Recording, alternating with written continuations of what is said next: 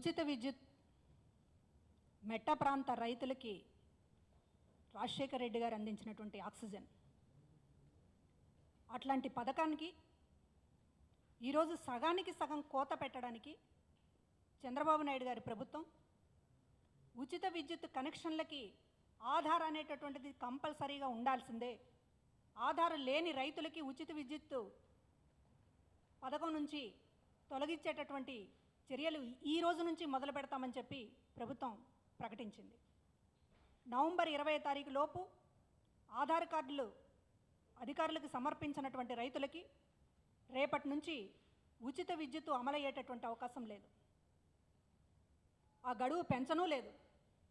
Aadhaar card సమర్పించేటటువంటి గడువును పెంచలేదు, ఇంకా ఏమన్నా మినహాయింపులు ఇవ్వలేదు. దాదాపు ఈ రాష్ట్రంలో 13.5 లక్షల ఉచిత విద్యుత్ కనెక్షన్లు ఉంటే 40% పంపు సెట్లని ఎత్తేసేటటువంటి ఒకే ఒక ఉద్దేశంతో ఈరోజు ప్రభుత్వం ఈ రకమైనటువంటి చర్య పాల్పడింది. ఆధార్ అనేటటువంటిది ఉచిత విద్యుత్కి అసలు ఏం అవసరం వచ్చింది చంద్రబాబు నాయుడు గారు? అక్కడ పంట భూమి ఏమన్నా మీకేమన్నా దొంగగా కనిపిస్తోందా, అబద్ధంగా కనిపిస్తోందా? దాన్ని సాగు చేసేటటువంటి ఒక రైతు ఏమన్నా ఒక అబద్ధంగా ఒక మాయా మనిషిలాగా మీకు కనపడుతున్నాడా?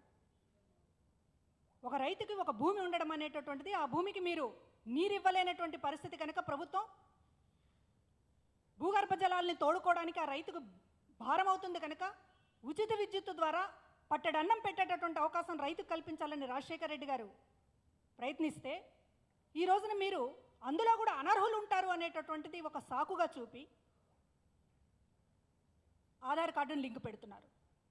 ఎన్నికల ముందు మీరు ఊరూరా తిరిగి ఆధార్ కార్డుతో లింక్ చేస్తారా, కబడతారని చెప్పి హెచ్చరించినటువంటి మీరు రేషన్ కార్డుకి ఆధార్కి లింకా, గ్యాస్కి ఆధార్కి లింకా అని చెప్పి ఆ రోజు మాట్లాడారు.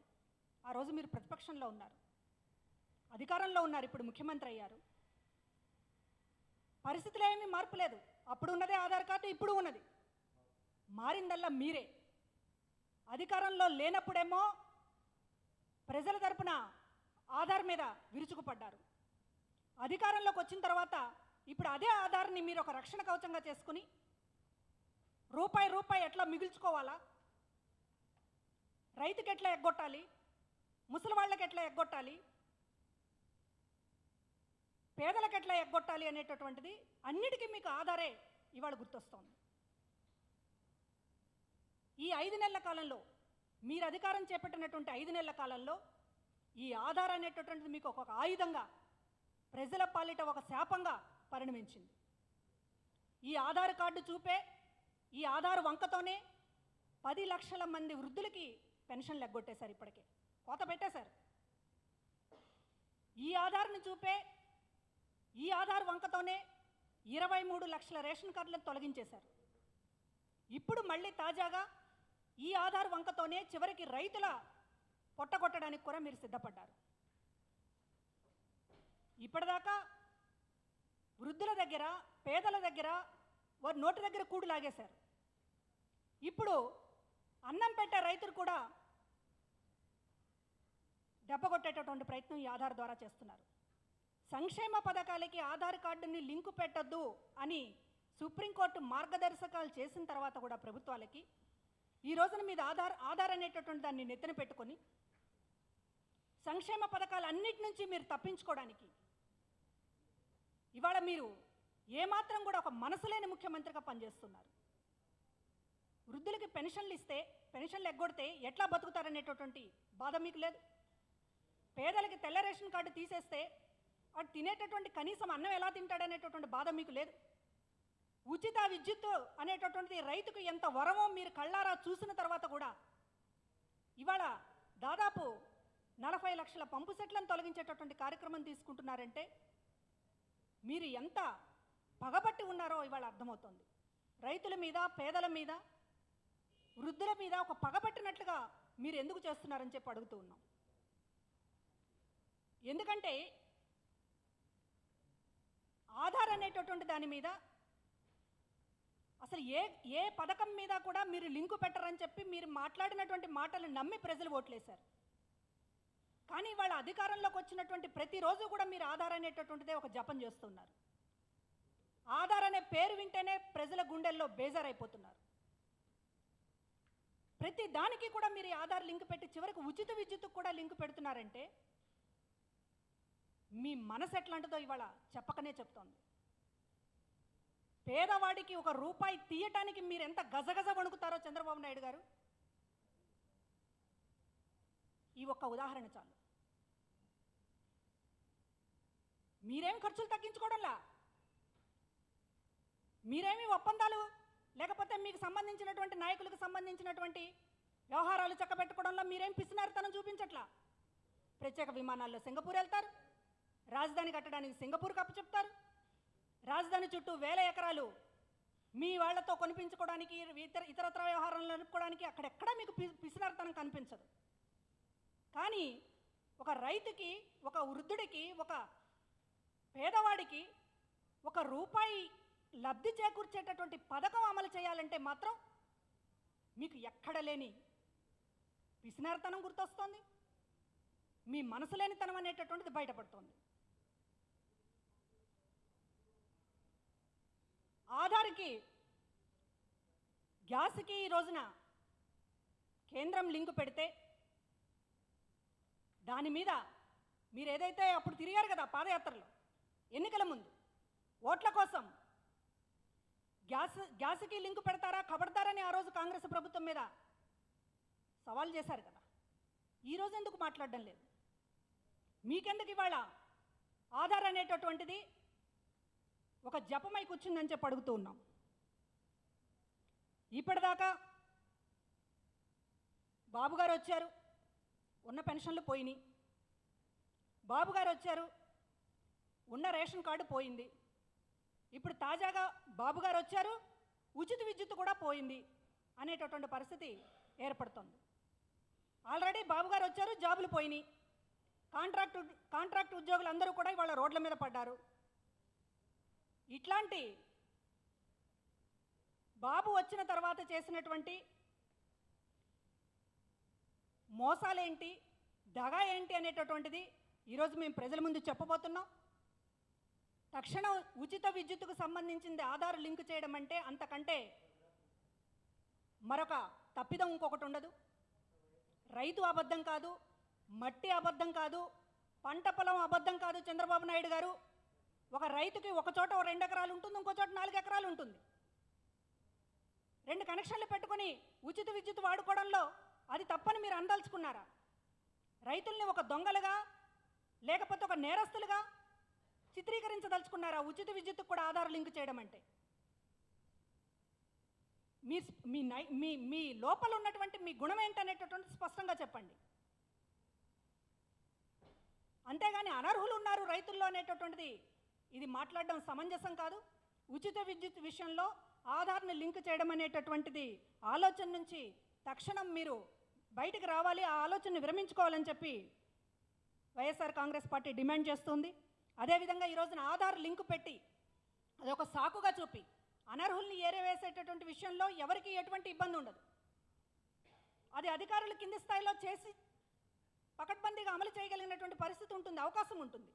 కానీ మీరు బడ్జెట్లో కొంత అమౌంట్ పెట్టుకుని దానికి తగ్గట్లుగా మీరు పథకాలు అమలు చేయాలనేటటువంటి ఒక లక్ష్యంతో అడ్డంగా కోత కోయడానికి ఆధార్ను ఉపయోగించుకుంటున్నటువంటి తీరే ఈ రోజున అనేక అనుమానాలు కలిగిస్తుంది ప్రజల్లో. అందువల్లనే ఇవాళ అన్ని అబద్ధాలతోటి కనీసం ఒక రుణమాఫీ అనేటటువంటి మీ మొట్టమొదటి సంతకమైనటువంటి ఇవాళ దిక్కులేనటువంటి పరిస్థితి, డాక్రా రుణాల మాఫీ అనేటటువంటిది దిక్కులేనటువంటి పరిస్థితి, అప్పు తీరే ఆశ లేకనే ఇవాళ రైతులు ఆత్మహత్యలు చేసుకుంటున్నారు. ఒక్క అనంతపురం జిల్లాలోనే ఈ 4 నెలల కాలంలో 17 మంది రైతులు ఆత్మహత్యలు చేసుకున్నారు. కేవలం అప్పు తీర్చే దారి లేక మీ రుణమాఫీ అనేటటువంటిది అమలవుతుందో లేదో తెలియక. ఇట్లాంటి పరిస్థితుల్లో ఒక గుదిబండలాగా మళ్ళీ ఉచిత విద్యుత్ మీద కూడా మీరు తొలగించేటటువంటి ప్రయత్నం చేస్తే రైతులకి మరొక దిక్కులేని పరిస్థితి ఏర్పడుతుంది. అందువల్ల ఖచ్చితంగా ఒక రైతు శ్రేయస్సును దృష్టిలో పెట్టుకోండి, ఒక రైతు బిడ్డగా ఆలోచించండి, ఒక మనసున్న మనిషిగా ఆలోచించండి చంద్రబాబు నాయుడు గారు అని చెప్పి కోరుతూ ఉన్నాం. అదేవిధంగా ఈ 5 నెలలలో చంద్రబాబు గారి వల్ల ప్రజలు ఎన్ని ఇబ్బందులు పడుతున్నారో, ఎంత దగా జరుగుతుందో తెలియచేస్తూ డిసెంబర్ 5వ తారీఖున అన్ని జిల్లా కలెక్టర్ కార్యాలయాల వద్ద ఒక ధర్నా కూడా వైఎస్ఆర్ కాంగ్రెస్ పార్టీ మహాధర్నాలు నిర్వహిస్తుంది. దాదాపుగా గత నెలలో కూడా రుణమాఫీ మొట్టమొదటి సంతకం రుణమాఫీ అమలు చేయాలని చెప్పి మండల కార్యాలయాల వద్ద ధర్నాలు చేయడం జరిగింది. అదేవిధంగా డిసెంబర్ 5వ తేదీన మొత్తం కూడా ఈరోజు సంక్షేమ పథకాలకు పెడుతున్నటువంటి కోత రుణమాఫీ అమలు చేయకపోవటం, దీని మీద కూడా డిసెంబర్ 5వ తారీఖున జిల్లా కలెక్టర్ ఆఫీసుల దగ్గర ధర్నాలు నిర్వహించడం జరుగుతుంది.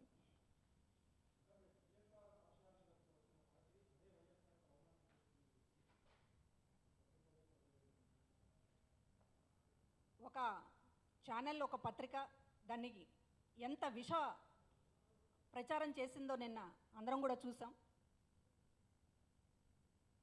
ఎన్టీ రామారావు గారు 6 అడుగుల ఆజానుబాహుడు. బతికుండగానే ఎన్టీ రామారావు గారిని 6 అడుగుల గోతిలో కప్పెట్టడానికి తల ఒక చెయ్యి వేసినటువంటి చేతుల్లో ఈ ఛానల్ది, ఈ పత్రిక యజమానిది ఉందా లేదా? బతికున్న ఎన్టీఆర్నే సమాధి చేసి చివరికి గుండె పగలి చచ్చింది కళ్ళారా చూసి ఆనందించినటువంటి వీరికి అందరూ అలాగే ఉంటారనుకోవడంలో వాడు బుద్ధ లాంటిది.